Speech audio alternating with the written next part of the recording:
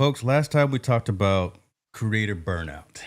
We talked about what does that really mean and is that something that's relevant? We're not going to talk about that today. We're going to talk about, is it really more of a hustle problem? Are we leveraging automation? Are we leveraging technology the right way? There's an AI for everything.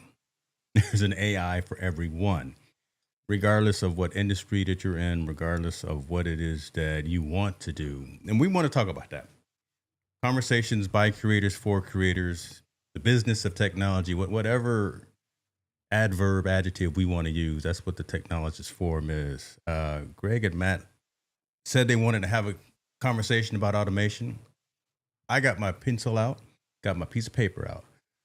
Selfishly, I'm gonna be an audience participant, just soaking up all of this information because I want to hear about this as well. Because I always talk about eliminating steps within workflow. Where do we want to start, gentlemen? Because you know what, let's do this, Matt. Let's start with you, just on this whole premise of what is automation from your perspective as it relates to the content and the community that you serve.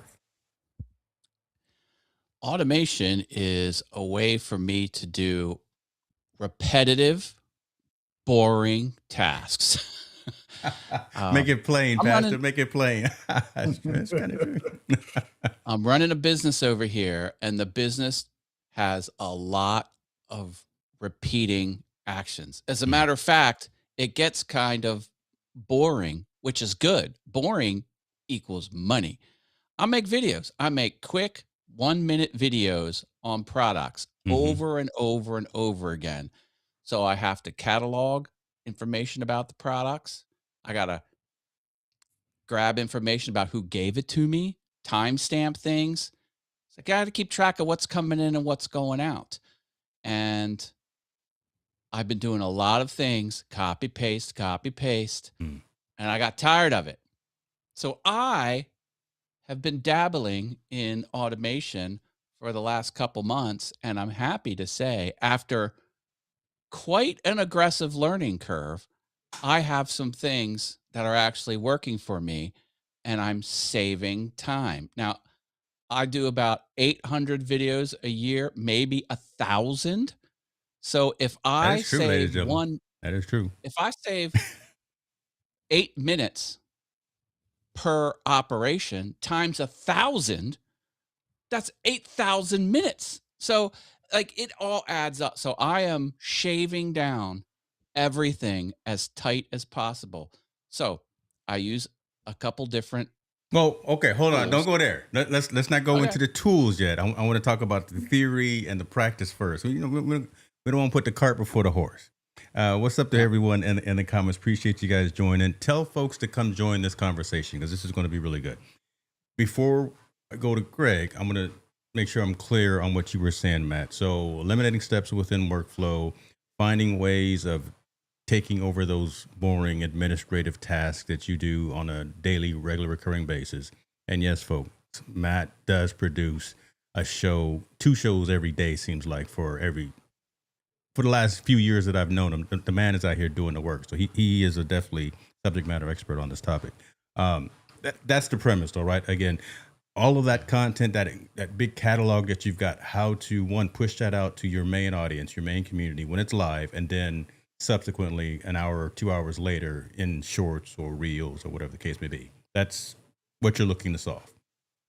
That's what I'm looking to Plus, you got solve. I you, have my you've got like I 20 other hobbies too. Jeez, I mean, the man has well, an I know. immaculate front yard and backyard. I fiend off of your lawn care. Then he's woodworking. Okay. I'll leave it alone. I'm like got on the squirrel moment. I'm a creative individual that You're that knows how to guy. code. You're that So guy. I'm dangerous. I am hardcore dangerous. Yeah. Greg, what about you? This topic, this idea. You said you did a workshop or something recently about this premise as well. Your thoughts when we talk about automation for creators.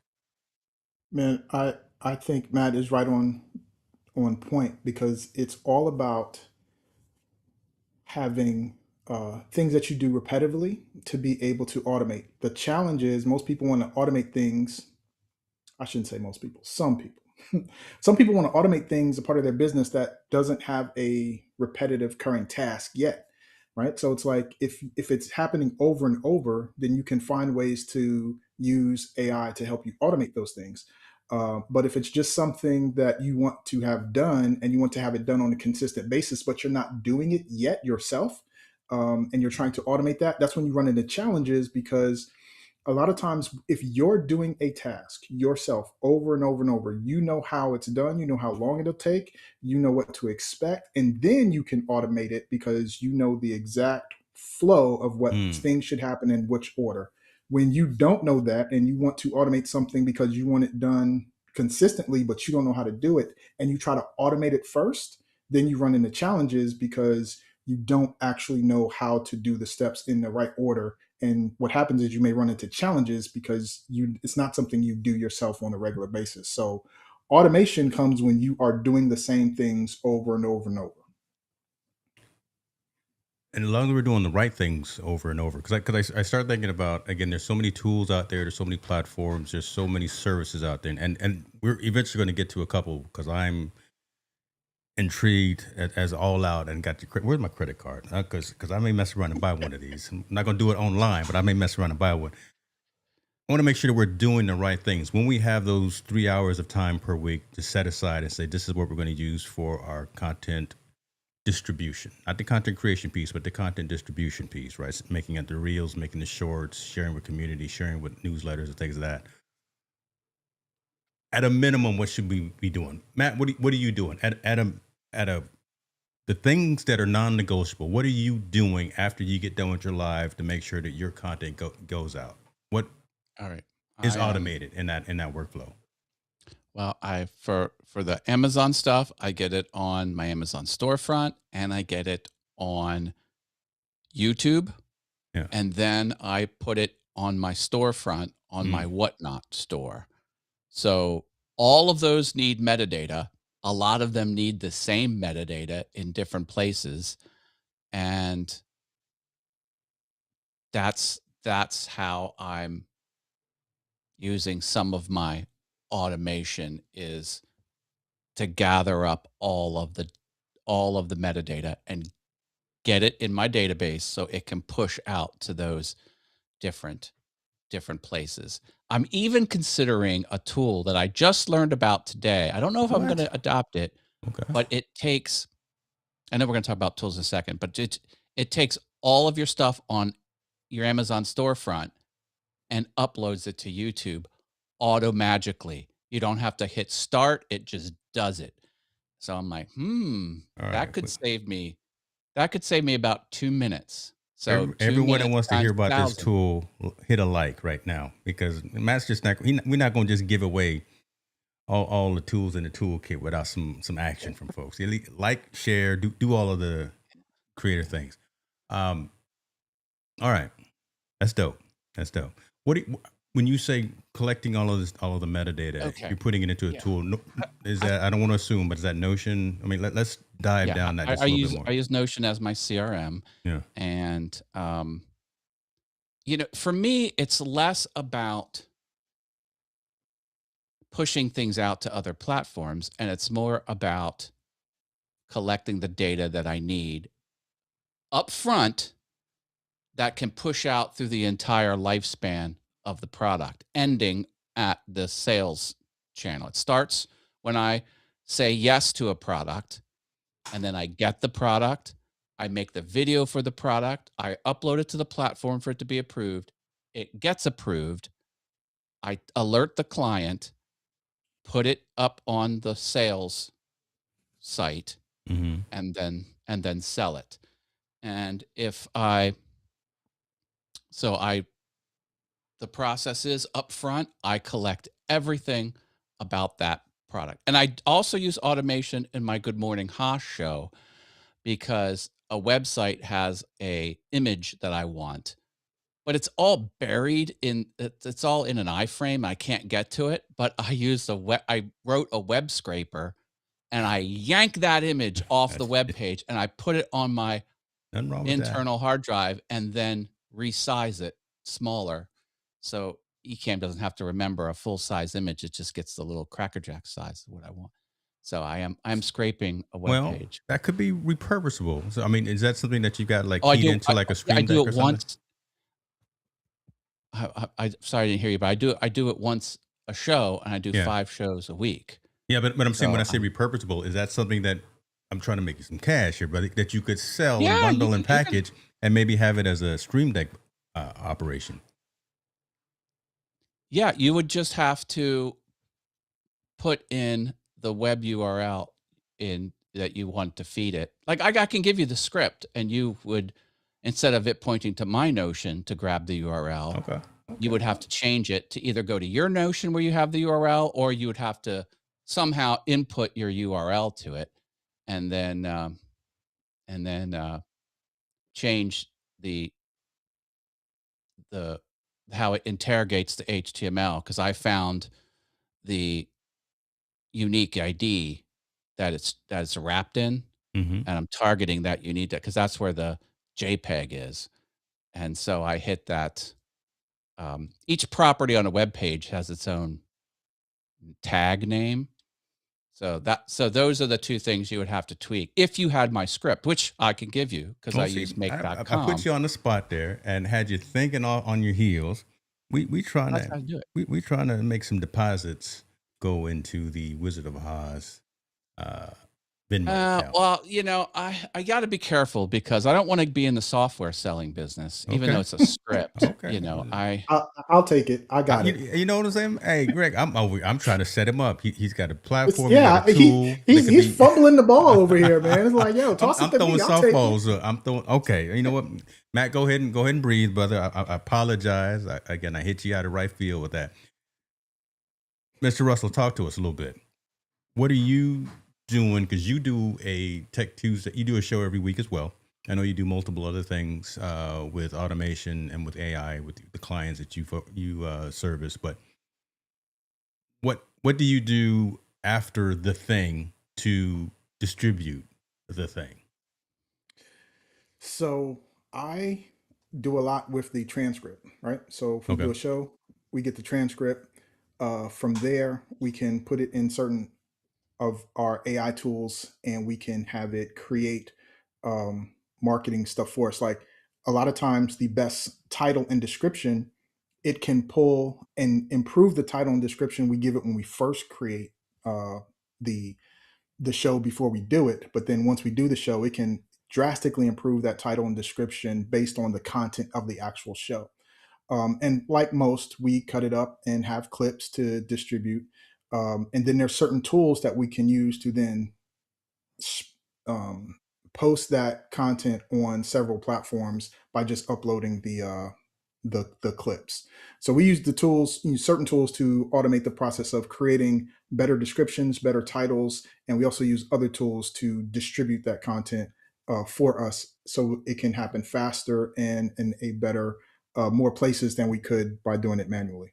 So that saves us a lot of time. Okay. All right. All right. Let's talk tools now, because y'all done set it up and got everyone all anxious, and I got Matt all flustered here, but he's back. No, he can handle himself. So let's talk about some of these tools that you guys are talking about, Okay. because I think that's a huge piece of what we were talking about earlier on about planning. I just want to make sure that maybe we can walk through some steps, utilization, best practices, use cases, all those things on some of these tools. What you got, Matt? All As right, I get first one's my pen easy. and paper. First one's easy. It's a plugin. It's free. You can't pay for it even if you want to. It's called what's it called? Got him again. Save Webpages. Save to Notion. Okay. Save to Notion. Save to Notion. It's a plugin, Mm-hmm. and what it does is it scrapes a web page. So you do a point lot it of to a web scraping. page Man, that you want, and then tell it how to map the data on the web page into your Notion database. Save to Notion. For free. Chrome plugin. all right. Caveat. That's simple. It's Okay. now it doesn't do everything, but Yeah. what it does, you take what you can get. You know what I mean? So again, so caveat here. Why would someone use this one as opposed to the plugin, the extension from Notion themselves? Because this one isn't actually from the team at Notion. No, it's not. It's not. Because this is the one I found, and this is the one I'm using. I love.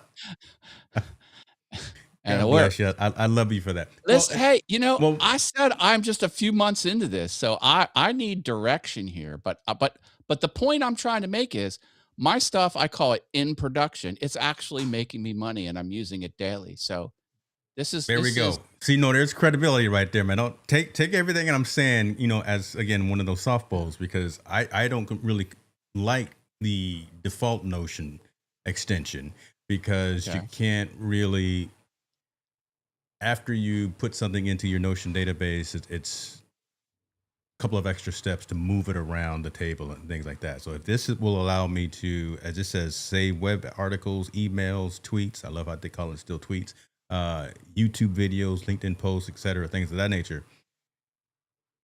It's a Seems like there's scraper. more It's a capability. scraper. Yeah, it seems like there's more Yeah. capability and functionality Yeah. built into that, because they're not And you don't beholden need to to know how to Notion. code. It's all drag and drop. So it's for the noob, which, that's the one I started with. Love But it. I needed more.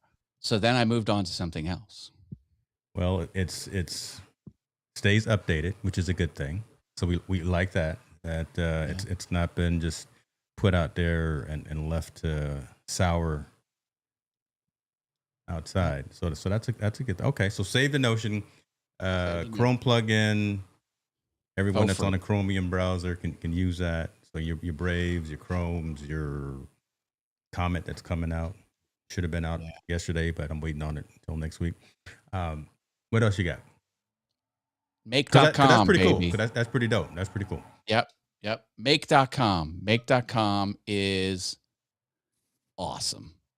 And it's not for the faint of heart. Watch some flipping tutorials because you're gonna need it. Got to And be God Rocket Nick, boy. it took me a while to get something usable. And the first one I did was that JPEG scraping. So I got that one made. So this is where you built that JPEG image scraper. tool. Okay. Yeah, where it grabbed my image. And I also use Automator on the Mac to resize it. So I kind of do a double technology for my JPEG that I get. I go to a day of the year website. So if it's like National Donut Day, I announce that on my show. And Yeah.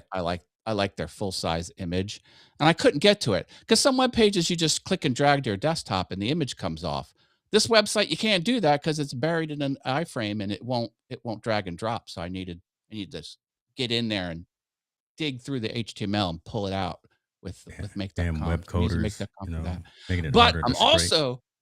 I'm also using now this is my claim to fame on make.com. This is actually really cool. I use make.com to create a Google Doc, and the Google Doc is populated via AI going out to Perplexity. So it's pretty, and it all hooks in with Notion. Let me show you this one. Can I share my screen? Yeah, say that again. So what does it do? What's the API integration? The end result is I get a Google Doc. And inside the Google Doc, the text is populated from Perplexity. Wow. And Perplexity knows what my prompt is because I have a paragraph of text in Notion. So that's backwards. So Notion has a paragraph of text which describes a product on YouTube, not on Amazon. Right. So it has, 5 paragraphs of what the product is. I take those 5 paragraphs, shove it through Perplexity, and say, make me talking points that I can say on camera for this product. And I give it some more instructions on what I'm looking for. And then it takes that output, duplicates a Google Doc template, renames it from the data in my database, and populates it based on the output of Perplexity.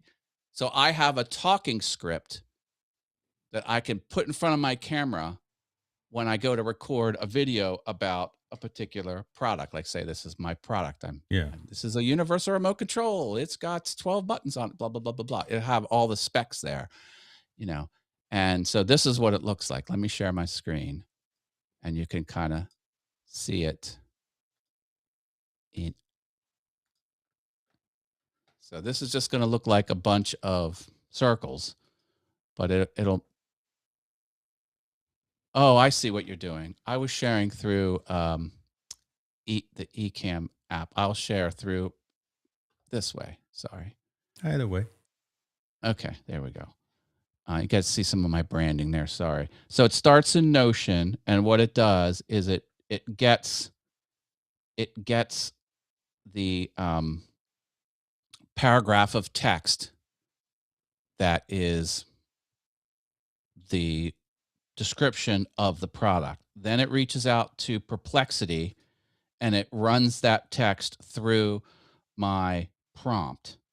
So my prompt is, I'm going to make a video showcasing the features of an Amazon item listed below, blah, blah, blah, and I give it some parameters. Then this creates a Google Doc from a template. Okay, so now I have an empty doc with some blank text in it, some placeholder text. This replaces the placeholder text with the output from here and a few more output bits from here. So this got, it's hard to say, like it got the product name and some other, this is the lawn tractor mower deck belt, so, and it would name the Google Doc lawn tractor mower deck belt and then the ASIN. And then it unchecks a checkbox in Notion. So, but this is the process. You run this and then bada boom, bada bing, you've got yourself. I'll actually, if you want to see me, I'll actually push the button. Look at this, man. We're gonna get a live demo. We know how those work sometimes. So there's a checkbox. Let me go over here. All right, this is the whoops. This is the one it's gonna make. So let me got a oops in there. Let me toss this in the trash so it makes it again. There we go. All right, so I'll come back to here, I'll push the button, and it finds the one with that checkbox in it. It found it. Now it's at Perplexity, and it's asking, Perplexity's done. Now it's duplicating the template, populating the template, and then unchecking the checkbox. Now the checkbox is unchecked, and if I go out to here, there's the lawn tractor deck belt. Now this is the one thing it does. I figured this out. It gives me this markdown. So what I do is I copy that to the clipboard. I know this is sad, but watch, and I'll paste from Markdown and then just get rid of that. And then just go 16 points, Command P, send it to the printer. Fa-bam. There's my talking script right there. Dude. And I'm going to solve that copy paste from Markdown. Like there's a way to do that correctly. I just couldn't bring it over the finish line. But this is the point. Like I built this. Is that Make? And it's working and it's saving me money. Yeah, so you built that in Make though. I did. Built it in Make.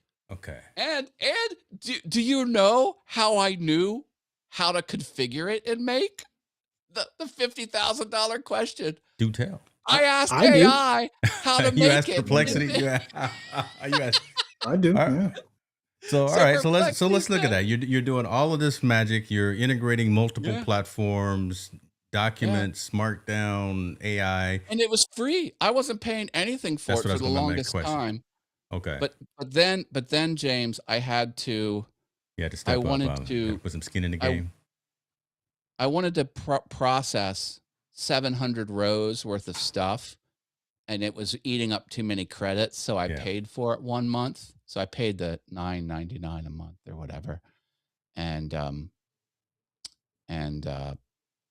I never turned it off. I could stop paying because I'm not using. You get 1,000 credits for free. Okay. And I only use like 800 credits a month, so I'm well under my 1,000. But I paid $10 a month, so now I get 10,000 credits or something like that. So I don't know. So still Kind at of the level of, again, 800 plus shows per year, and Good Morning Haas. 800 products, 800 products. And then I run that grab my thing for 5 shows a week. So there's So at your volume is what I'm saying. 260. So I do 260 image grabs for my morning show. And then that's about 5 days a week for 52 weeks. And then I do about 800 products a year, which probably I'm gunning for like 1,000. So I'm doing 1,000 products a year. And then that script took that was 1, 2, 3, 4, 5. That's 6 credits per run. So I'll run that 6 credits per, and I have several others. I have others that move stuff around. So I have another one that's 3 credits. So what I guess what I'm asking is, what are you at, core or are you at pro, for with all that Pro. volume that you're doing? I'm at the one after 0, whatever that one is, the $10 core. one. So that's just core. That's I'm at core. But I don't everything have in- to be. I'm not Yeah. even at 1,000 yet a month. I'm at about 900 credits a month. So I could drop back down to 0, but I don't know. I'm a sucker. I'm Well, getting yeah, value out of it. keep I the feel like I economy just going. want to pay them. Yeah, well, listen, let me send you my, Cash App, Venmo, PayPal. Okay. But These that's weren't pretty easy. cool to know. This That's took pretty cool. this took several weekends to bang away at to get it to work, because it's not easy. Oh my God. If people part don't is- do development, What part is it's not easy? brutal. Because I want to challenge that as well. And then Greg will get into what you were asking. MGH, what's happening, my friend? We are talking about automation within creator workflows. We're eliminating the term burnout and leveraging all this technology that we have out here to build scripts, to build processes, to build automations into our daily activities. Boom, there you go. 35,000 foot high level pitch. You say it's not easy, but I challenge that, because I've built a lot of stuff in the last few weeks by knowing what to say to these platforms, meaning by knowing how to prompt. And it's not all rocket science. If you are comfortable enough within the industry to have these conversations with these platforms, you can actually build something really cool. I wonder if your statement is just from folks that are intimidated by technology and scared to take that step to build something great. I mean, A little the thing is, philosophical question. I apologize for that. Went on a rant there. let me say this. They have a Make Academy self-paced training, and you seriously have to go through the self-paced training. Like it's you would lose your sanity. Even a tech forward person should go through their free training. I'm I did. gonna challenge you on that. And Come on with the it. reason why is we're in an era, guys. We're in a time and place, and this for someone of your age, my age, we always come to we have the condition that we need to learn it and learn how to do it. And where we are with AI, the challenge that I challenge you to try to do something that you don't know how to do. Because you have AI that can go learn it in a matter of minutes, right? And so this area of being able to, you don't need to know how to do it. You just need to know what you want it to do. And you can then ask it certain questions. And this is, I think, what James was talking about. If you know how to talk to it, if you know how to ask it, you can have it do certain things. So, for example, I'm pretty sure, almost 99% sure, Make has an API, and certain AI systems like Manus and Claude, they can actually go in there and do certain things for you. So even if you don't know, you could ask it, hey, if I wanted to do this, and you can check first, if I wanted to do this, could this be done? And if you had API access, could you do it? Now, don't get overwhelmed by the term API. It's basically just log in for that account. We have usernames and passwords, and typically when we enter our usernames and passwords, we typically have to verify it with our phones for most secure things now. API is a way for a system to log in. And if you give it those API keys, it can log in and it's not going to need a password on your phone because its software application interface can get in there. So you can ask it to go and do it. And I've experienced this myself when I wanted something set up. And before I just said, go do it, I watched 3 YouTube videos to see if what would happen. And then I asked myself if by watching those videos, could I go do it? And the answer was yeah. But then it was like, what if I could now just ask the AI to do it? And so I asked the AI to do it, and it went and did it in 8 minutes. Now, then once it did it, I asked it to save it as a certain type of file called a skill. And then the next time I needed it done, I said, go do this based on this skill. And it did it in 43 seconds. So listen, man, this thing with Make and what you're trying to do and that end product, you can just record a video, upload that video to AI, and have a conversation about what you're trying to do, and then ask it, how could this be done? If a AI had access to it, could this be done? And it could probably go and do it for you. So when you then go through your workflow and you're trying to get it to be the 60-point font or whatever and change to Markdown, all of that can be done for you in a matter of seconds. It could just be done. And so I'm going to challenge you to see if you can get AI to do it for you without touching it. And I'll tell you the tool that I recommend you use. I see you jumping in. You should try it with Manus. That's what so Manus is the one I recommend you try that for. And we can go into deep. I can go a little bit deeper if you want, but you ain't ready for me when we get to talking about Manus. So hold on. Okay. Let me pause just slightly real quick because Matt, what we just said kind of fed into what you said you wanted from this session. You wanted some insight in terms of tools that you use and maybe something else to help, again, even eliminate more steps within your workflow. I'm correct in that, right? I want to make sure that we're bringing value not just to the folks that are listening, but also the folks that are on the screen as well. This is amazing. Go ahead. It's like there is a way for Make to write that Word doc with the Markdown already bold and get rid of the HTML code. There is a way to do it. I just couldn't pull it off. There's lots of videos telling you how to do that. When I went to do it, it didn't quite pull it off. So I could have some sort of Mantis over top of it pulling the strings, but I also would want it just to work the way it's supposed to work, like the way everyone else is doing it. Again, I'm picking at scabs here, right? No, I shouldn't have said that. I'm throwing salt on wounds. So I want to hear that dialogue and that question, and I like what Melanie just wrote down as well, right? Making sure that we figure out the workflow first. So you still need to leverage Make.com to build the tool to hook into all those various platforms. You still see value and need to do that for automating your workflow. The whole power of Make is it can touch other platforms and do things on your behalf. It touches Google Docs, it touches Notion, it touches spreadsheets.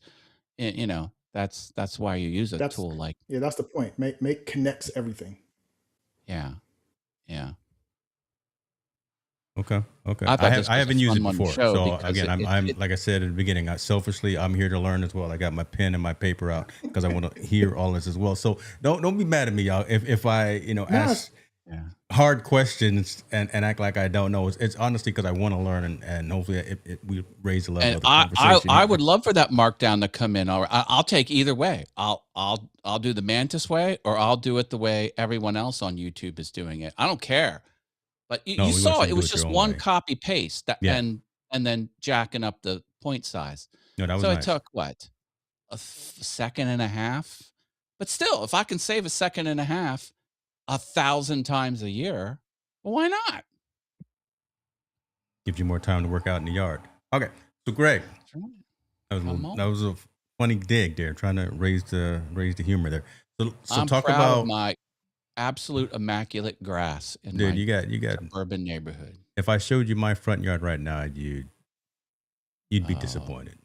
My back is I'm dealt going to with though. carpet bomb your house with prodiamine, so you get Is that that what I need? pre-emergent crabgrass What I need? happening there. So All right, clean your maybe I stuff need up. something because I'm not the worst looking yard on the block, but your boy don't look right now. All right.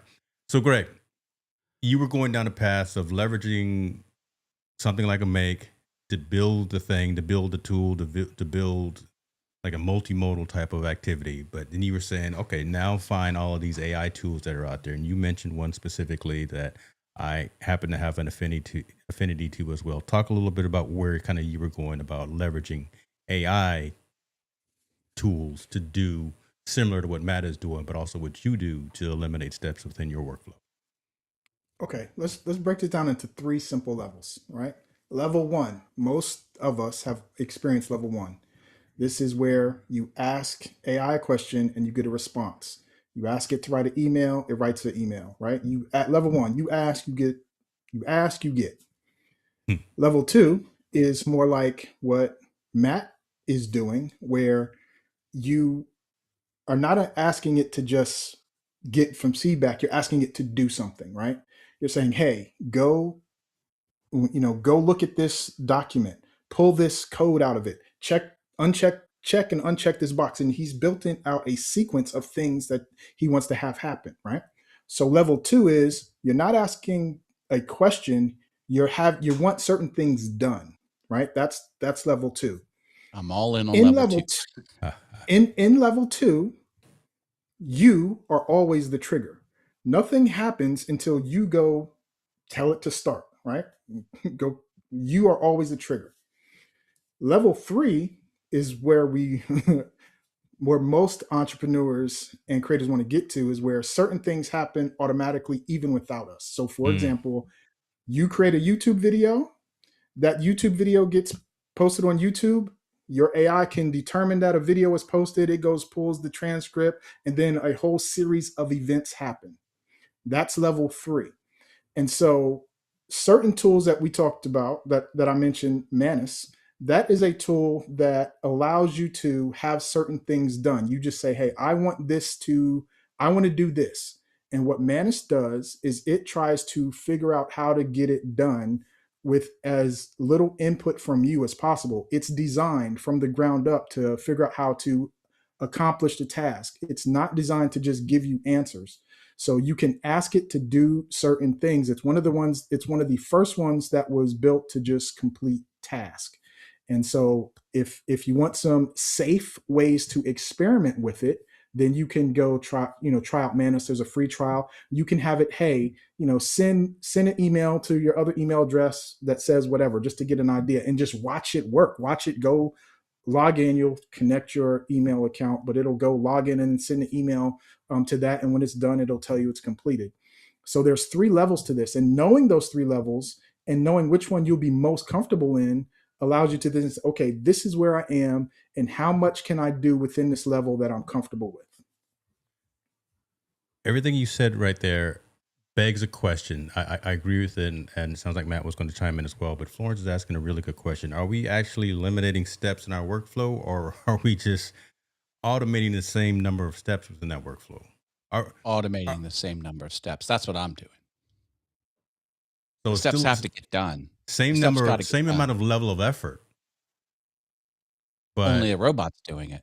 okay, there we go. And it's Again, doing it very I'm setting fast. them up. These are softballs that I'm saying. You're not Yeah, exerting the energy to do it yourself. You're right. writing a tool, or you're writing direction for a platform or a tool to do it for you.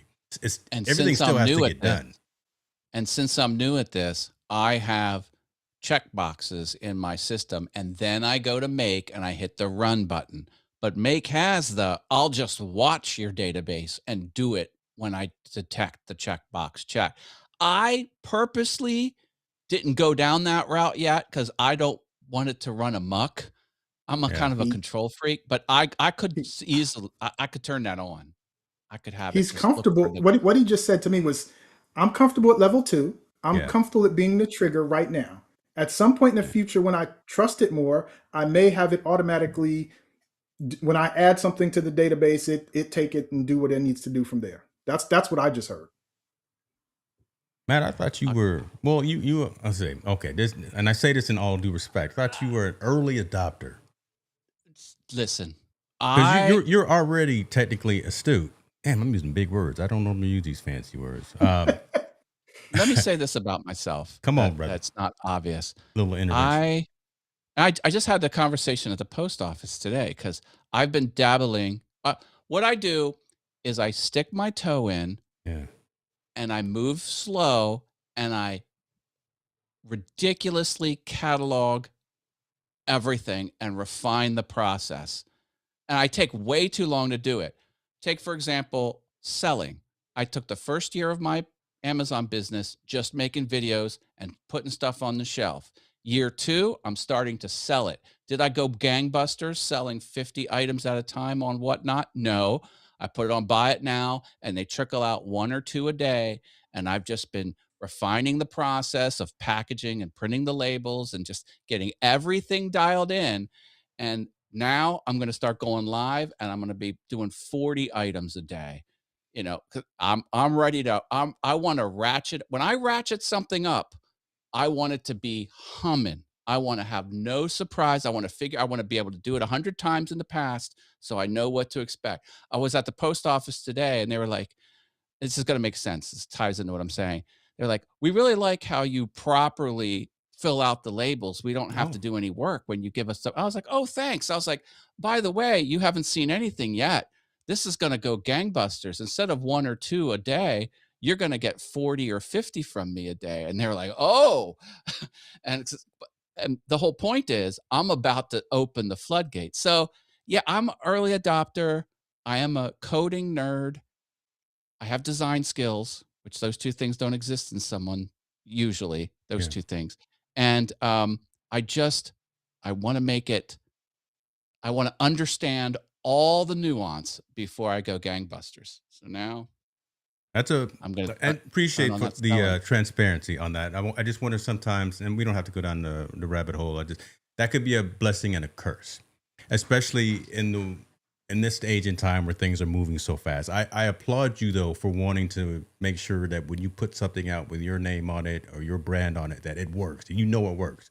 I applaud you 100%. I'm not going to put anything out there that's crazy as well, but I have actually been called by, I don't know if you guys know who Matt Mullenweg is. Matt Mullenweg is the founder, one of the starters of Automatic and the whole WordPress project. He called me a cowboy coder about, no, 20 years ago. I would literally write code, edit HTML on a live site, updating plugins, updating things, and all that. I'd get the white screen of death every now and then, and I told him about it, and he called me a cowboy. So I am on that bleeding edge. So I understand all aspects of it, but I wanted to say all that, and I wanted to say I appreciate you for sharing all that. I think maybe Greg and I are a little right of center on the technology adoption, just because I needed to be 80% right, and then I can iterate even while it's on, as opposed to, and again, I don't want to put words in your mouth, Matt. It sounds like you want it to be at least 90% right before you flip that switch. Before you start sending 40 packages to the post office, you want everything dialed in correctly. And I love that. And I applaud that. So let me take my feet out of my mouth and let's go back into. Hey, before we do, there's a T-shirt that says "I develop in prod." You need that T-shirt, James. You change code on the live server. You don't go I through do. all of the. It's horrible. And I'm still the same way. I'm like I built the community, the digital network, and some stuff I do it live. It's all bad. Backpedal, Greg. Let's talk about some of these other AI tools. I really want to get into some of these other ones that Matt brought up earlier, but you talked about Manus, and I have like I said, an affinity to them. I had to log out of my environment. That's also why I was stalling, because I don't need everybody to see all my stuff. Explain what it is as opposed to some of the other options out there, because not everyone is familiar with Manus. They're probably hearing about it more now because they've been acquired by Meta.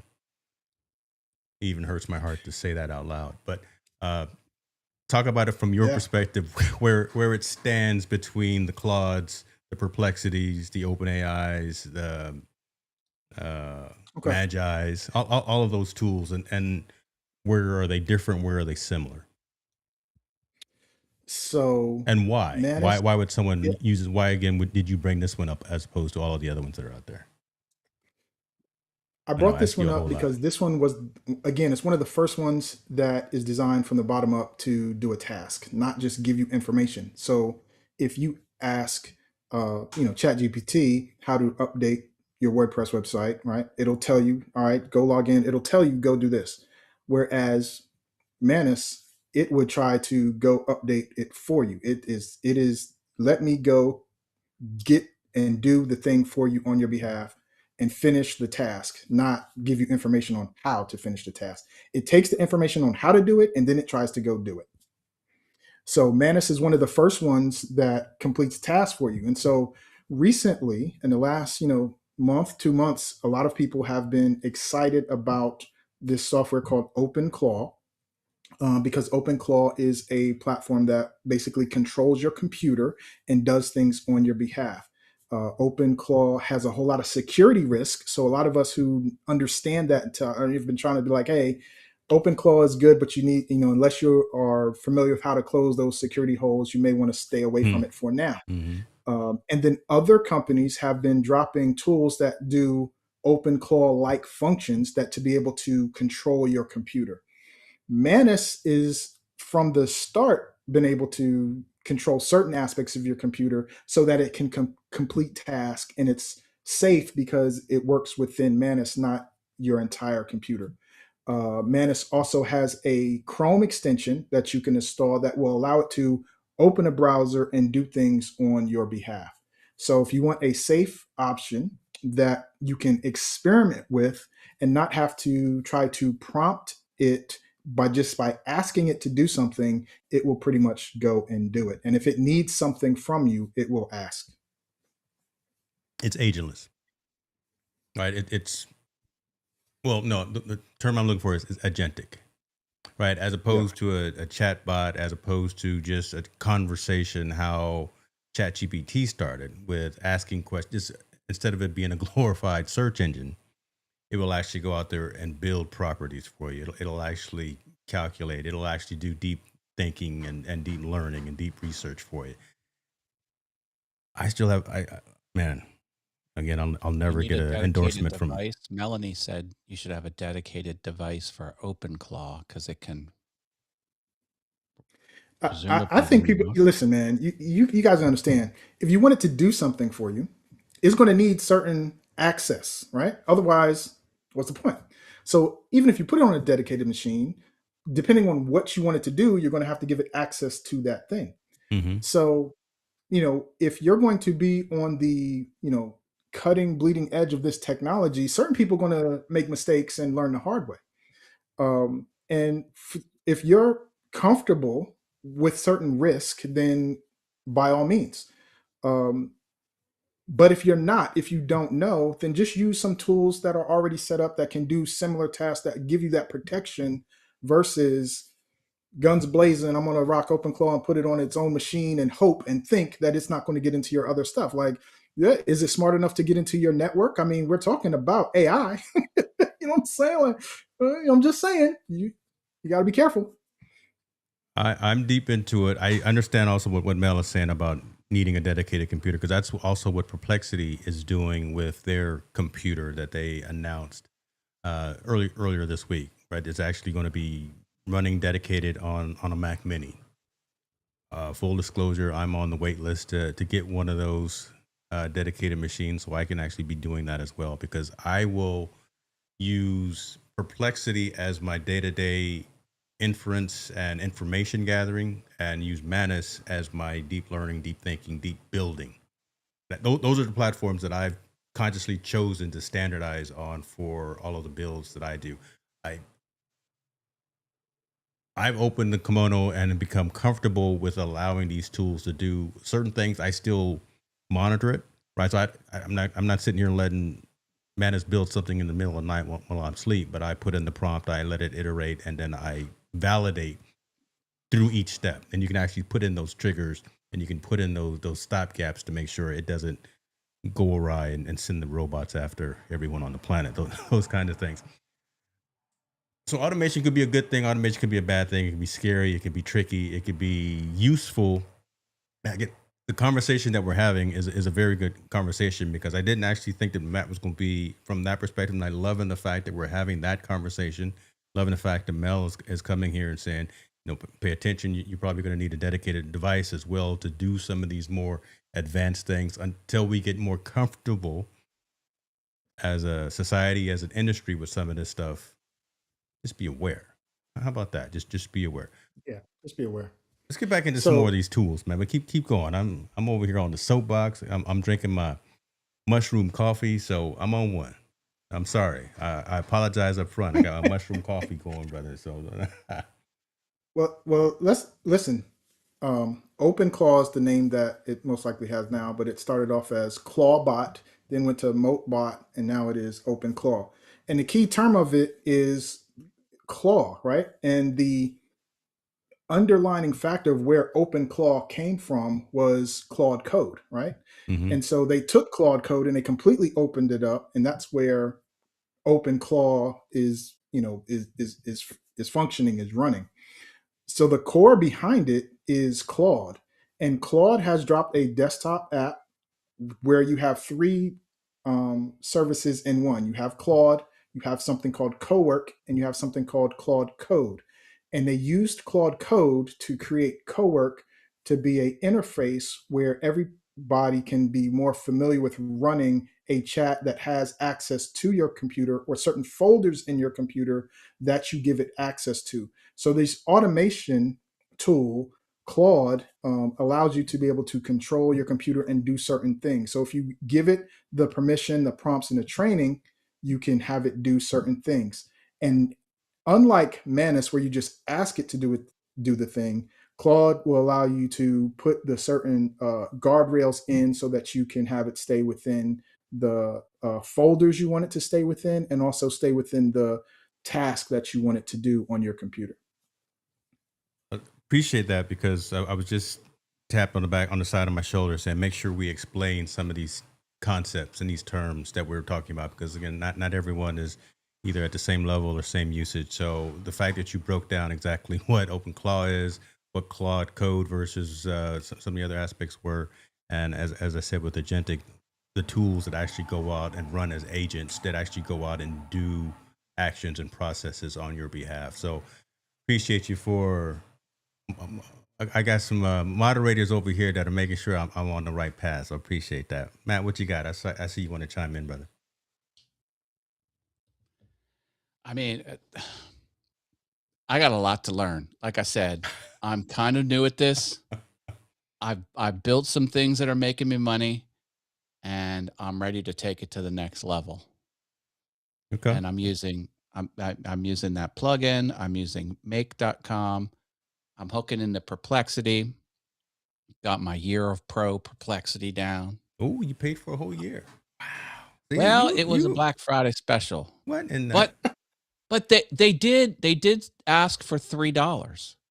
Like, I guess I used, even on the pro plan, I guess I ran out of credits. So I uploaded $3 into it, and it hasn't stopped working since. So I'm like, okay. So since Black Take it Friday, as a win. you've paid $3 for Perplexity. I paid $3. Yeah. But Sure. once it runs out, I'm gonna have to stick with it, because now it's part of my workflow. So like, they got Well, me. don't They don't let suckered it me. work. Don't let it run out, because, like I said, they just launched Computer, and the thing I like about Perplexity, we're going on tangents here, but we're also following in with the questions. But in a second, I want to go down some of these other tools as well. The thing I like about Perplexity, as opposed to Claude, and even as opposed to Manus, is that there are three distinct aspects of it.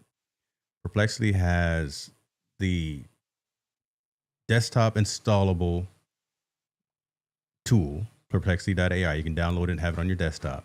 They have the Comet browser, which is a Chromium browser. So everyone who's got all the Chrome extensions and things like that, they can fall into that as well. And you can leverage the AI assistant from that.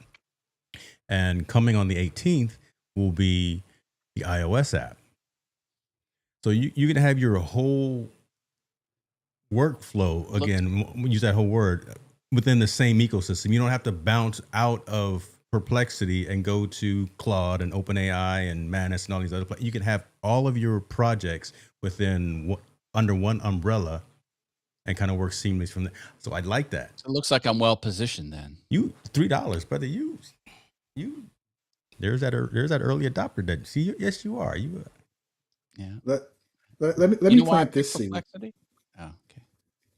If you like Perplexity, thank you. Manus, Claude, What you got? See, he the got way something. I look at this, the way I see it is, I think about Evernote and my experience with Evernote, and sometimes some of your experience with Evernote. If you put your stuff inside of one platform, you are you are connected to that platform in a way that in the future you may not want to be. And recently, everyone who didn't like what ChatGPT had to do with the government, and everybody was talking about move your stuff from this platform to that platform. Even that, the way I see how I want to use AI is I don't want to be blocked by any one platform, especially if, like, if you're new to Claude, um, it has a time limit that you can use it, right? So it has a usage, and if you hit that use, if you use all the usage within so many hours, it pauses your account and makes you wait until another 4 hours until it opens it back up. Really? Well, if you structure it right, then you can have different AIs for different features. You can say, hey, use Perplexity to do XYZ. Then in your next step, use ChatGPT to create an image. In your next stop, have Manus go post all of this stuff That's a lot of work, to man. these sites. So you're asking, and way you do this is by making sure that the instructions for this are either on your local machine or someplace in the cloud that they can get to it. And you can use something like, here's another tool, OpenRouter.ai. In OpenRouter, in your instructions, you would say OpenRouter, use Manus. OpenRouter, use ChatGPT, and it will allow you to select the right AI platform for the job you want instead of being locked into any one platform. So my advice is to consider looking at OpenRouter and figuring out how you can use multiple things for the jobs you want instead of being locked into one. And so it's, if I understand what you're saying, Greg, it's twofold benefit. One, you pick the right tool for the right job, and two, you smooth out the workload so one doesn't bottleneck and stop working. Is that right? Yes. Yep. Wow. Cool. Cool. Mic drop moment right Again, there. There's the gem. Okay. this is more level 3 than level 2. I was But about to say if you we are, getting into it. Okay. yeah, if you're aware of what you really want, like, think about it. Like, Matt, you're comfortable at going clicking the button right now. Okay, great. And you want to make sure you know everything. But in 6 months of clicking that button and knowing that you can save this time, you may be like, all right, I don't need to click the button anymore. I'm good. I understand it. I'm ready for it to do more. And if you know that these things can happen where you can set up where you're not relying on one AI, and you're not putting your skills, your prompts, your stuff into that one AI for it to get bought out or changed or have things that you don't like. And now everyone's talking about how to move from ChatGPT to Claude, and you have it where the instruction can access from these files that you own, then you're not locked into any one platform. And so for me, it's knowing where I want to go so that I build the infrastructure that I want Come on. from the beginning. Why would someone want to use this? And again, I'm asking a not a facetious question, but I like what you're saying, and I love the explanation. Open router versus something like a Galaxy or something like a Magi or what is it? I think it's Ninja AI that aggregate all of those LLMs as well. Is this on a whole different plane as opposed to just having access to all of those different LLMs? I Now, guess, before I was going to say, are you familiar with some of those tools as well? So, I'm not. okay. But in your instructions, okay. So let's say we have some markdown files with the instructions. So for example, let's say you have you have Chat or Claude or Perplexity interview you, and you have it ask you all the questions so it can create a Matt Haas profile, right? It can create a James Hicks profile. Mm-hmm. And so then in your prompts, you say it always goes through those profiles so that one, it knows how to talk like you, how to respond from your company, your product or service, The right? And personalization. so these are the same things you can do within a program. You can do it within Claude, you can do it within Chat. But if you put it outside where it can access it, you're not relying on that platform to do it. And when you use something like OpenRouter, now Chat can go and write like you, Claude can go and write like you, Perplexity can go and write like you. So it's not putting your profile doc inside those one programs. And what happens is inside that place where you have that program doc, you may have an instruction file, and that instruction file you can have use OpenRouter and then colon ChatGPT. And in your instructions, you can now direct the LLM that you want to use for the task you want to use.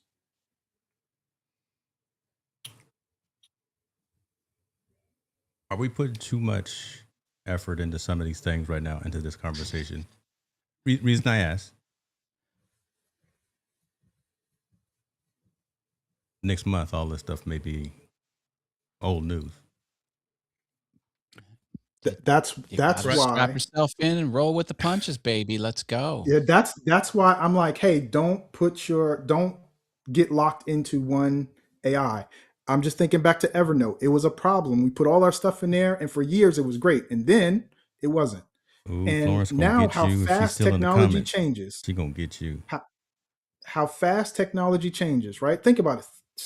3 months ago, most of us weren't even thinking about Claude, Yeah. right? Yes. So it changes so fast. Evernote's claim to fame was being able to understand text that's in a raster graphic photo, was in a photo. So if you had a bottle of wine and you searched for the wine manufacturer, or, the winery, it would find that photo, even though there was no text that actually wrote out the name. And that's Evernote was way ahead of the market.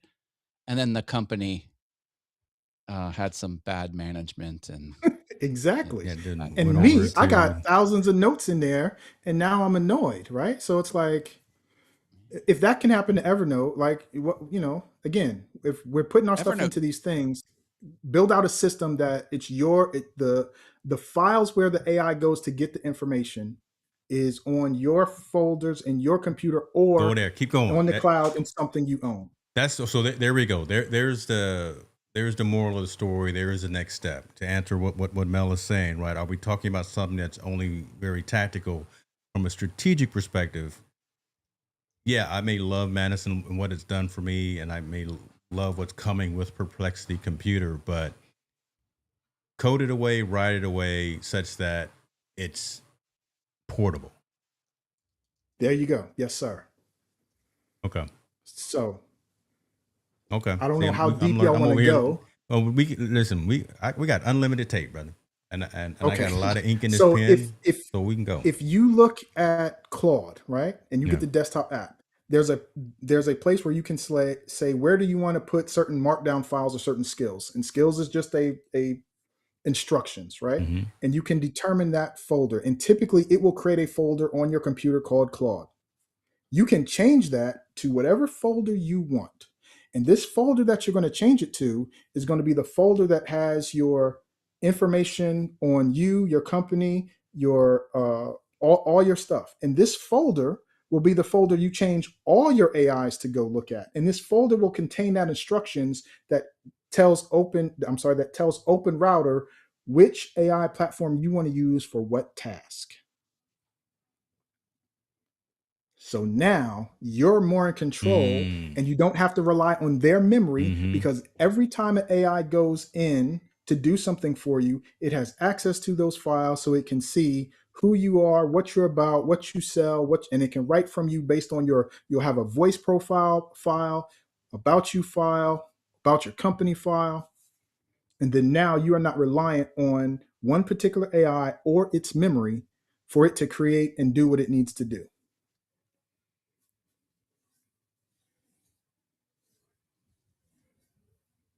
Get off this borrowed land. MGH coming in hot. Prices will continue to rise. We are in the beginnings. It's all about the money. Eventually, they will find a way to monetize everything that we are describing. So stop That's wasting right. time. This is Google Google pay per click when it's a penny, right? You better do some stuff now. The bigger you do the more you do now with it, the more profitable you can be in the future when things change. So if you want to come in later when you can't get pennies per click anymore. It's dollars, right? 50, 70 cents per click. You know. So let's go back and forth. So again, want to have a real world learning session here. How does Matt leverage? How does he add to his stack to again help automate, help eliminate steps in the workflow? How does he not become beholden to one particular LLM? I'm sorry, but I'm using you as a guinea pig. It's okay. We can use mine if you want me to, Matt. But I just Well, I mean, I could swap out my Perplexity widget with another one. That's possible. I don't have to use Perplexity. I could do the ChatGPT widget, put it in there. As a matter of fact, that's the person who got me into make.com, which was Leslie Samuel. Genius. He showed his solution and he was using ChatGPT widget.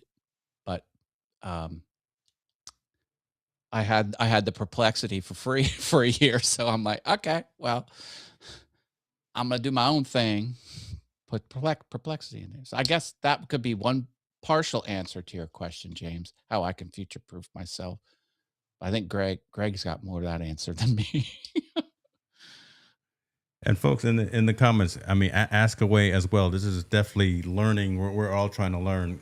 Greg's been down the path just a little bit further than all of us, so we're leaning on you. Listen, my pen is out, and we write notes. How can I? So I'll put myself out here on Front Street again. I'm leveraging Manus a lot. I've canceled so many subscriptions in the last 3 weeks because I have now built darn near everything in my web stack. HicksNewMedia.com, DigitalCollective.media, and DigitalCollective.network are 100% built in Manus. 100%. Because I wanted to look a certain way and have a certain type of an experience for community, clients, and prospects as they come to it. Even down to the media kit that I built. I was using some other platforms, but I coded it, I prompted it, and published it. I have saved all of the checkpoints to after I go through and do a certain major update. Now you got me concerned. I want to make sure that I'm portable and can move back and forth between various LLMs or various platforms if necessary. What are your thoughts on that? Someone who again who's 95% of my web stack is now hand coded, hand built. It's very good. I ain't gonna lie to you, it's very good and it's very stable. But let's talk about some insurance to make sure that 3 months down the road I'm not stuck with something that's now owned by Meta, one of my least favorite companies. So when it comes to AI, you can create Markdown files. And Markdown file is a .md file. It's very similar to some aspects to like HTML, but you can read it, and you can read it. It's just a text doc. When I created a PDF, and I created a Markdown file. The same thing. The Markdown file. Well, the PDF was 10x the size of the Markdown file. So if the Markdown file was 12 kilobytes, the PDF, just text, was 147 kilobytes. So you can have thousands of these Markdown files because they're tiny, they're small, they don't take up a lot of space. So if you put all your instructions in an organized folder, right? These Markdown files, information about you, information about your voice, information about your company, and as you use these AI tools, you will learn of something called skills. And Mm-hmm. skills is instructions to complete a task. That all is a recipe. Hey, go do this, and you can create skills. So you have a folder with different skills in it. The way most AI reads skills is it won't read everything in that folder. It'll only read the description, and the AI is smart enough to only grab the skill it needs. So this folder, this one folder that has all of these things, you back this up and you have a backup in the cloud. And that is how you are portable. And if your computer blows up, you always go grab this backup file of your files that you are redirecting AI to go through. So again, with Claude and Manus, there is a folder. If you go through the settings, a folder where it will create these skills. So if you ask Manus to create a skill, it will. So one of the things I've did is I asked it to go do something. I went and watched some videos. I asked it to connect my Twilio to this other service. Mm-hmm. I went and watched the videos. I gave it the API access. It went and it took 8 minutes to do the thing, and it did it. Once it did it, I asked it, create a skill of what you just did so I can do this again in the future. Right. It took me 350 credits to do it the first time and to create the skill. Once I had the skill and I needed to do it again, I said, go, I need this thing done, use this skill. Here's the API access. And it did it. And it only used 43 tokens versus the 350 because it had a skill. It had to instruct. It didn't have to go figure it out this time. Gotcha. It had a recipe to go follow. Make it plain. I love it. So these instructions are just mini files called Markdown files. So the ability for you to instruct AI to do what you want it to do is to make sure you are in control of the Markdown files. And what OpenRouter does is allows you to point certain AI models in that structure, in whichever one you want. So now you're not relying on just one. You can use your favorite one to create images, your favorite one to write, your favorite one to go do tasks. Appreciate that, because that goes back to the statement here by MDH again, understanding and knowing that leveraging all these platforms, you read the EULA, you read the NDA, you read the fine print. Those platforms, those organizations possibly own your code. That was part of the whole brouhaha. And I've never said, why did I even just say that? Was the whole situation with CapCut. Appreciate that. I don't know.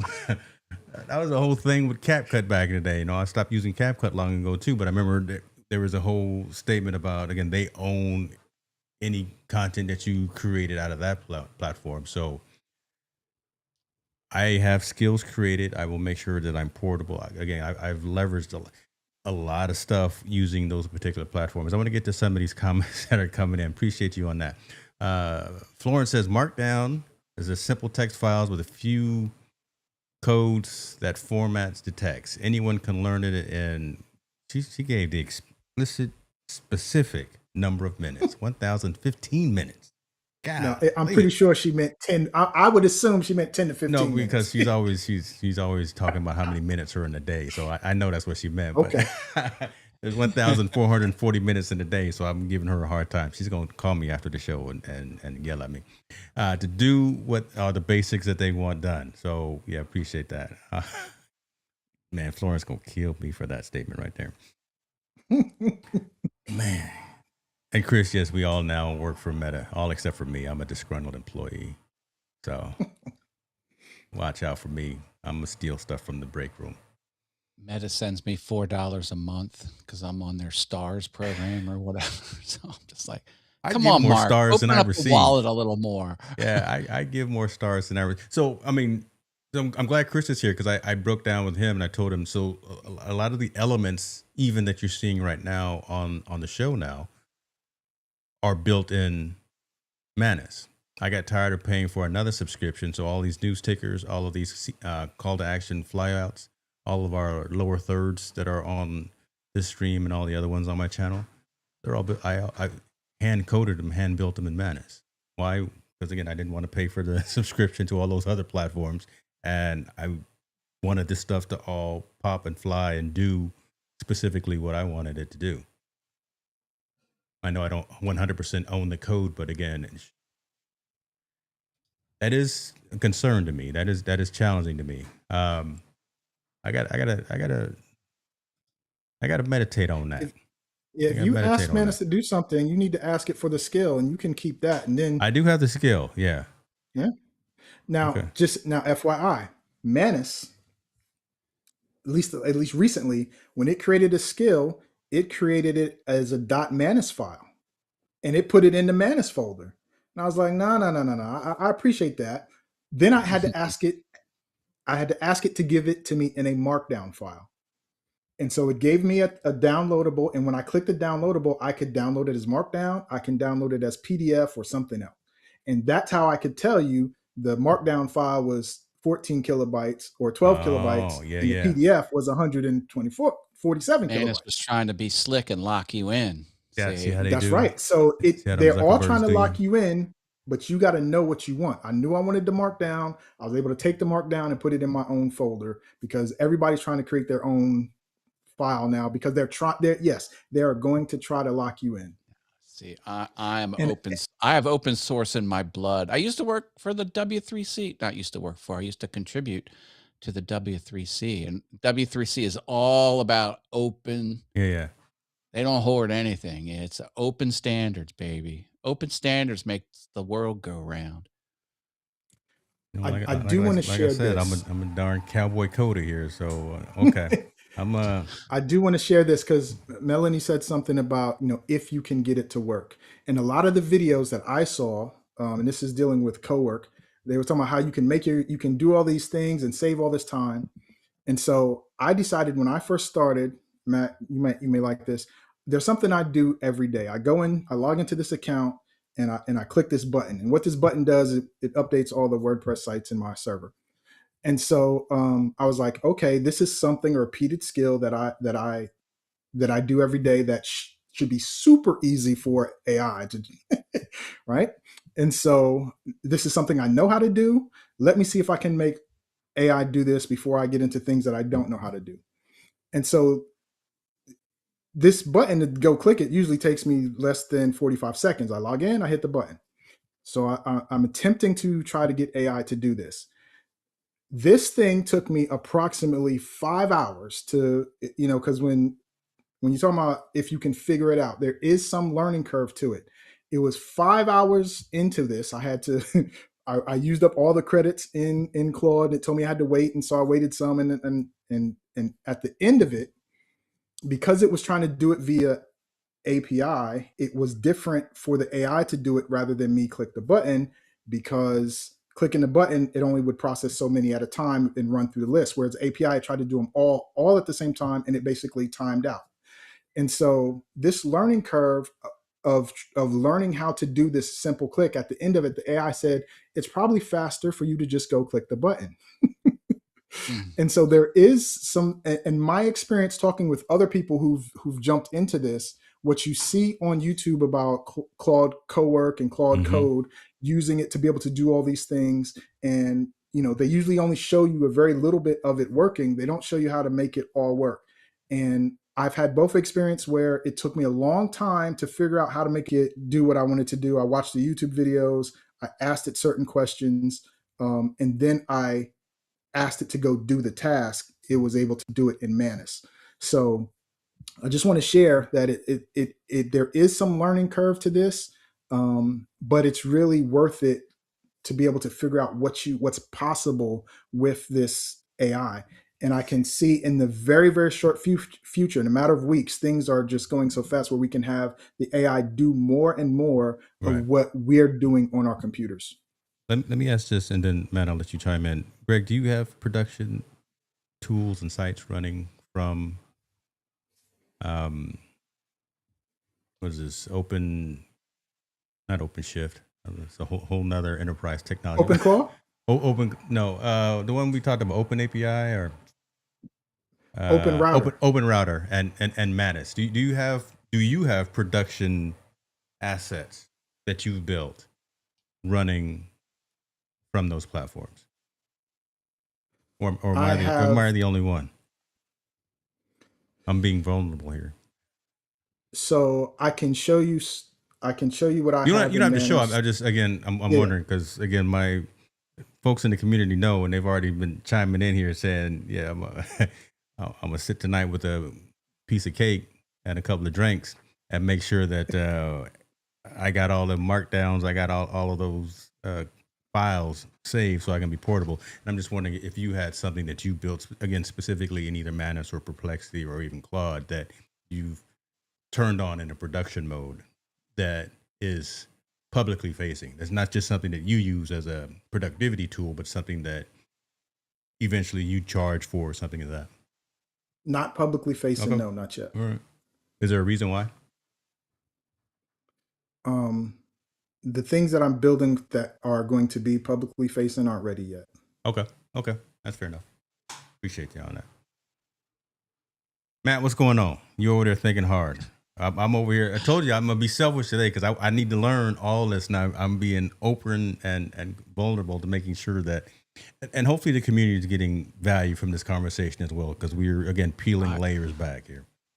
I'm going to keep tightening up everything as much as I can. I'll probably soon get to the point where I'm not tripping the scripts to run, where they'll actually hover over my database, wait for the conditions to actually show up, and then take action. That's probably going to happen sooner rather than later.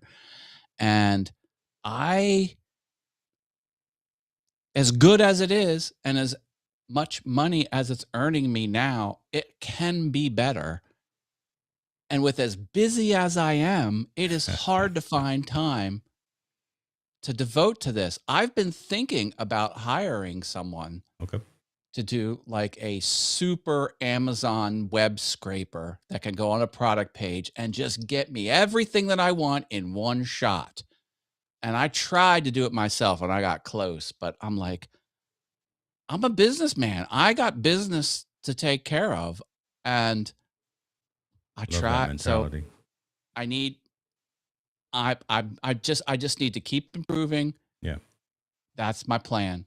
Keep improving, move to that next level, because I'm on level 2. I'm very comfortable in level 2. Level 2 is warm and cozy, but I'm not going to be in level 2 for much longer. Come over here in the deep water. I just dive in.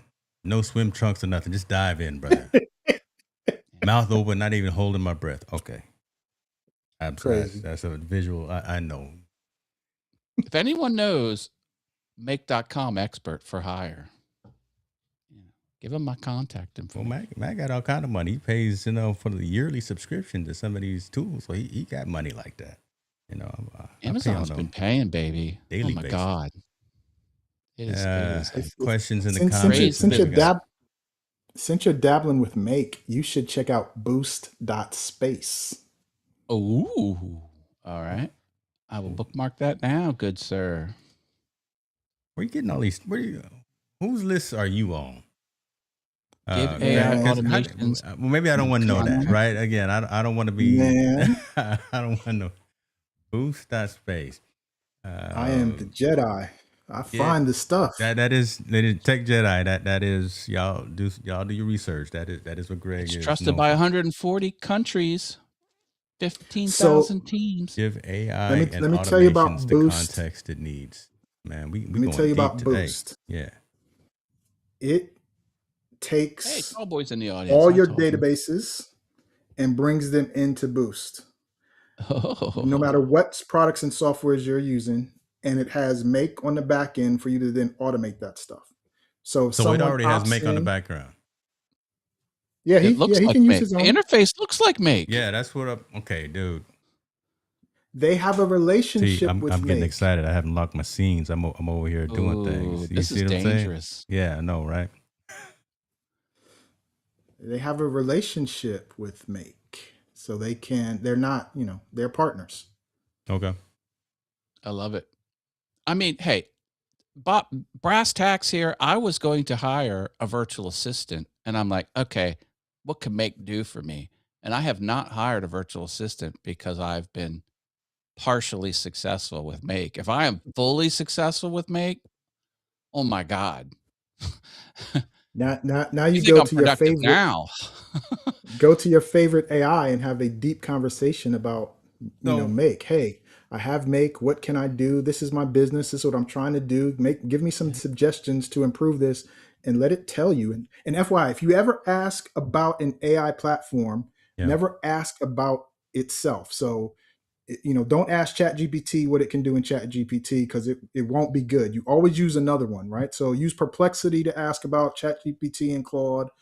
Use Claude to ask about Perplexity. Never use one to ask about itself. From my experience, they're not good at telling you what it can do. They're good at going out and finding out what others can do. Good to know. Thank you.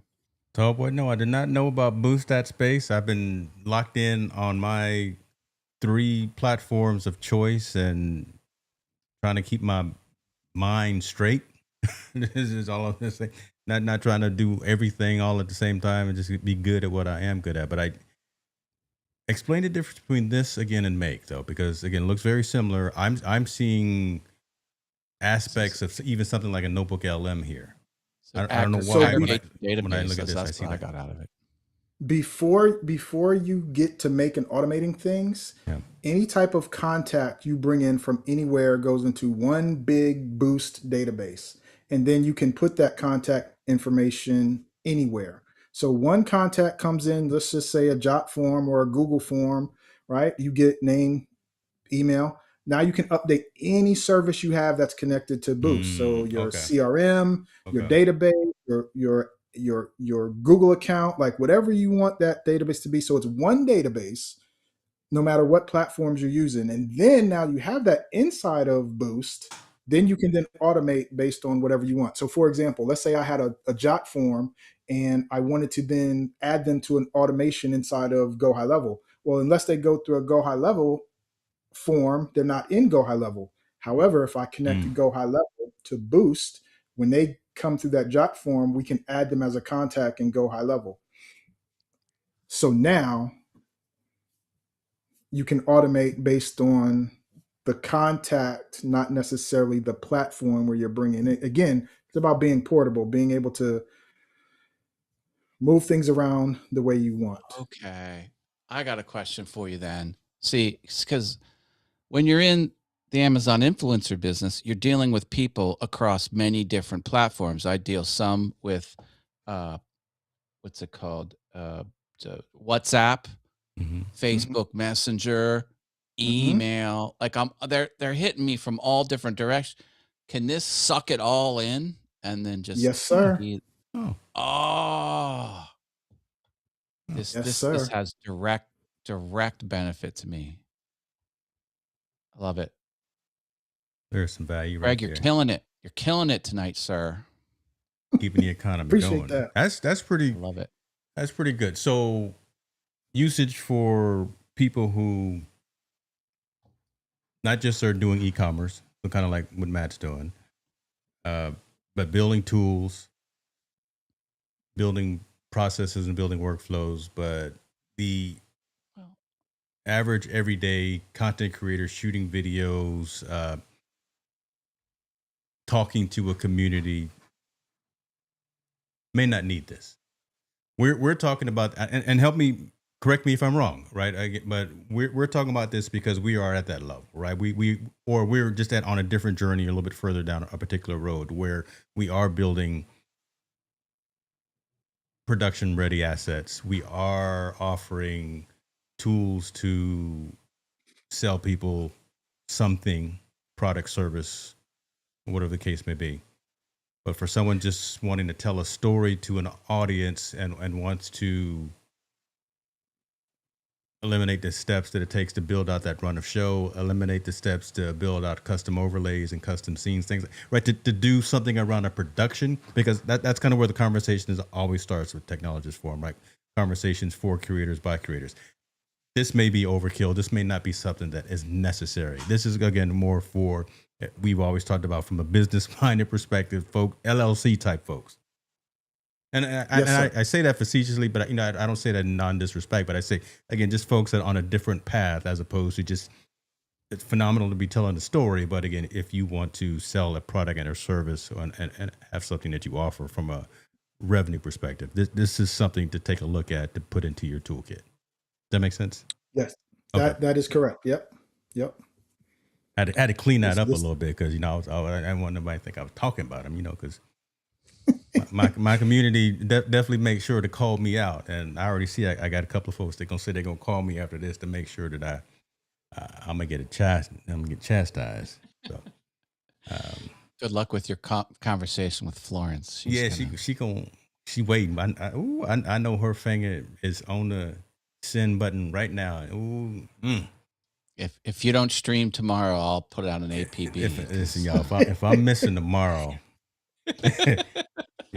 code blue. We're Code blue. kidding. We love you, Florence. We love you. Come on. Ooh, she gonna get me. Sister girl gonna get me. All right, that's dope. This is hopefully there was some value in this conversation. I want to take this to another level, but have this as a more premium dialogue because I still think we hit surface level, 35,000 foot. I want folks to look in the description and look at both of your contact informations, and go further into this type of stuff.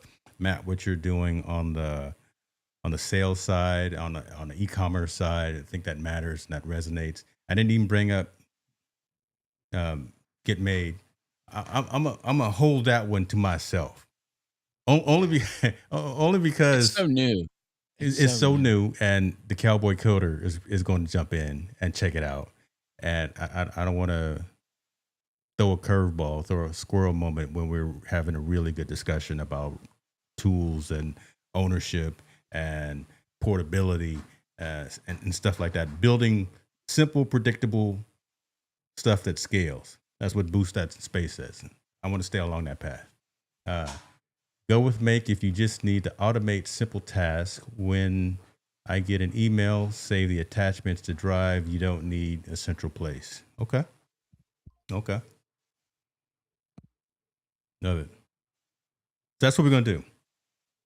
Cool. We're gonna have like a master class. I'm not a master class guy. We're gonna workshop. We're gonna have something where folks come in and put a little skin in the game and say they want to talk to Matt, they want to talk to Greg. They're gonna go at the 201, 301, maybe even 401 level about this. So that's gonna be in the premium community.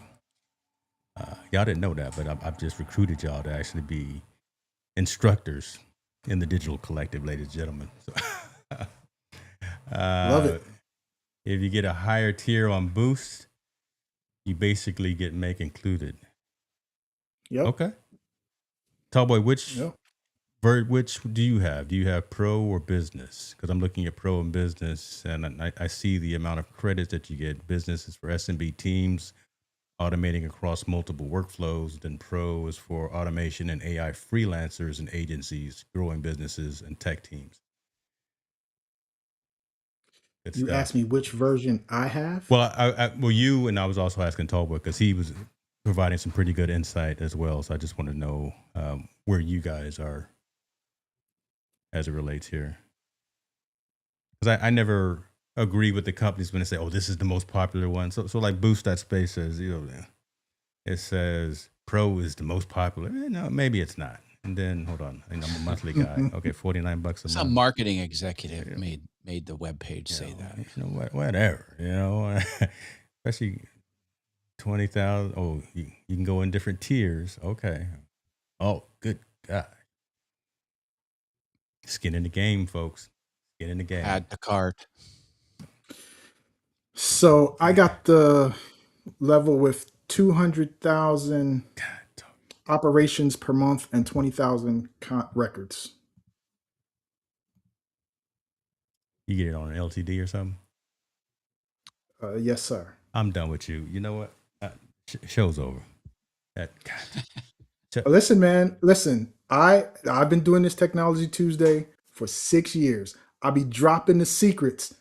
You got to come get it. I'm giving there. It. I'm giving it up. I'm there, and I got your links in all the descriptions, and folks just need to show up. Okay, but yeah, man, that joint hit twice so far, and every time it sold out. That quick. One right there. Okay. Yeah, Boost.space is no joke. All right. Appreciate you, Mel. Great show. Thank you very much. Cowboy says, but above his pay grade, I'm going to invest and make a round. Okay, Black Friday, but he passed on it. Don't let it come back again. I'm going to be on it. Ladies and gentlemen, this is what we do. Thursdays, Technologist Forum. We have conversations that hopefully move a needle for you. I threw Matt under the bus for the first 5 or 10 minutes, but he bounced back. He bounced back. Strong man, strong Hey, if I constitution. know it, I know it. If I don't, I say I don't. And that's a good man. That proves right there. He's a good man. And right there, Greg came in throwing haymakers, dropping knowledge, got me wanting to make sure that my stuff is portable and transferable. Y'all know I'm gonna go down the rabbit hole too, and I'm gonna be up all evening. I'm gonna go hit the gym, and then when I get back, I'm gonna be up all night making sure that my stuff is portable, as they say. Recommended by Evernote Greg. taught me a lesson. Yeah, Evernote taught me a lesson, man. I said, all right, I got it. One more quick tip, yo. Listen, as you guys are learning things, AI will spit out stuff sometimes at a high level. One of the things that I've done is I say, explain it to me like I'm a 10-year-old, and it breaks it down so I can digest it. So if you're ever having a conversation with AI and you're trying to learn and it's giving you terminology and things that you're not grasping it, just ask it, okay, explain this to me like I'm a 10-year-old. And it will give it to you in a much more digestible way. And if you don't understand something, ask it, tell it, hey, I don't understand. Tell it to me differently because I'm not getting it. Just keep pushing it to give it to you in a way so that you get it. So that helped me tremendously, and I hope that helps someone as well. Dropping gems here, y'all. Dropping gems. Love it. Appreciate that. Listen, we're going to have this conversation more. Again, selfishly, I don't want to drop too many because I want folks to actually put some skin in the game and actually reach out to you guys individually for the subject matter expertise. So let's do this. Greg, tell folks where you are. Matt, tell folks where you are, and then we'll go ahead and end for the evening. All right, you guys can find me at askgregrussell.com, and you can also find me at technologytuesday.com. Got 2 properties, both YouTube, Awesome Fun Things, and Wizard of Haas. Wizard of Haas is the Amazon products, Awesome Fun Things, where I stream Monday through Friday, 8:15 a.m. Eastern. It's a show about fun, baby. Who doesn't like fun? 8:15 a.m. Okay, I'm sorry. I try. I'm there in spirit. I know. It's hard for West Coasters. It's hard for me to, yeah. Y'all be good yourself. If you found value in this conversation, let me know. If you did not find value in this conversation, still let me know so we can continue to get better. See y'all next week. Technologist Forum. Y'all be good to yourself.